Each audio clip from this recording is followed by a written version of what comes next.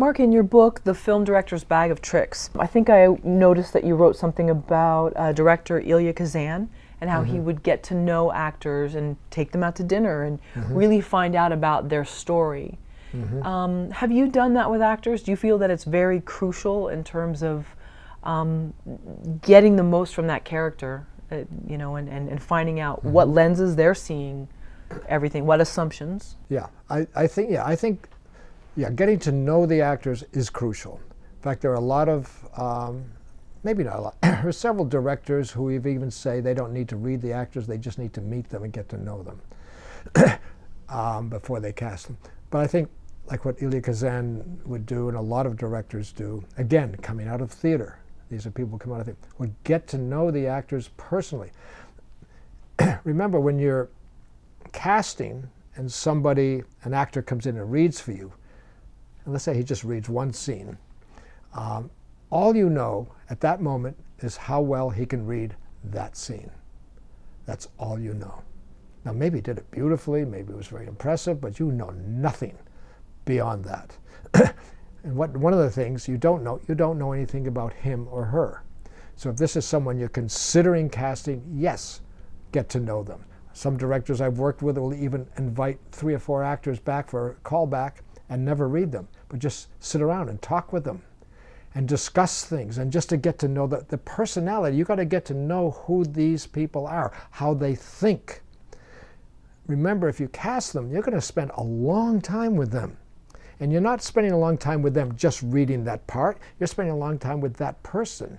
And you need to establish a relationship with them, how you can work with them, how they think, what they believe in, and important part of, say, taking an actor to lunch or something, they need to get to know you. You need to be just as open and available and vulnerable to them as you want them to be to you, because then you're creating a safe space within which they can work.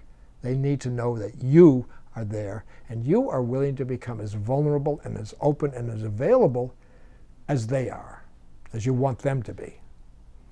Okay, so let's say you've met this actor, you've had coffee with them, whatever, you've had them read, they're great for the part, then they show up on set and they're not as open. They're a little more closed off.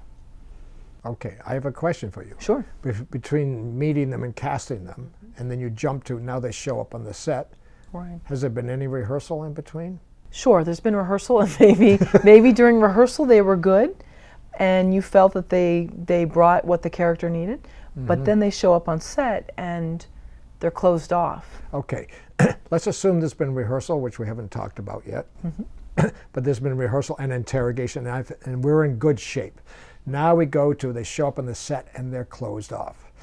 My job, very, very important job at this point, is to try to understand why. And I can tell you right now why, generally, why the actor is closed off. Something's wrong. Something they're afraid of. Fear. It's usually a fear-based, something is in the way. Now, it can be, some actors just get closed off because we're shifting into production, like we talked about before. That shift. It could be fear of usually fear of, I'm not going to do a job, I'm going to make a mistake, something's going to go wrong, and so they will retreat within themselves. This is very normal, it's very natural, it's nothing to be worried about, but it is something to be dealt with. You have to deal with it. And I can tell you the best way to deal with it is to actually ignore it, because if you start talking about it, you can very possibly make it worse.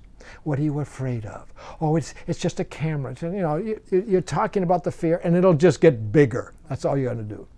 The best way to deal with it is ignore it, honor it, but ignore it, and go into the interrogation process. If I start shifting with that actor and start talking to the character, do you know what happens to that fear?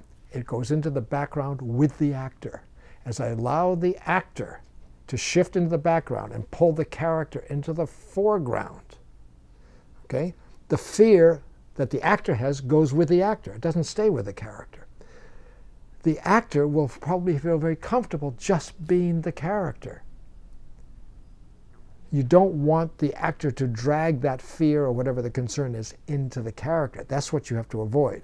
And through the interrogation process, you can actually stop it before that happens. You know, you had talked in your video about sometimes when you push up against something for so long, it becomes this obstacle that you can't defeat after a while. And maybe I'm butchering what you said, but I find that a fascinating concept. So can you talk about how that happens in just a metaphorical sense? Well, yeah, I mean, yeah, in that video talking about pushing up against an obstacle, something that's resisting you, and I believe what you're referring to is I'm talking about a character doing that, not so much an actor or a director, but a character doing that, which is pretty much the same thing as an actor or director.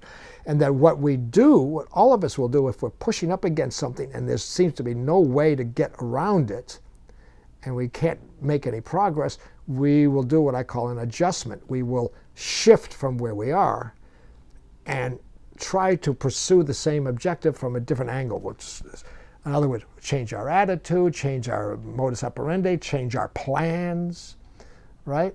Somebody wants to be an actor, he wants to be, I can't get any work, I say, okay, I'll move to New York. There's an adjustment. It may or may not work, I don't know. But we will make an adjustment to get around it.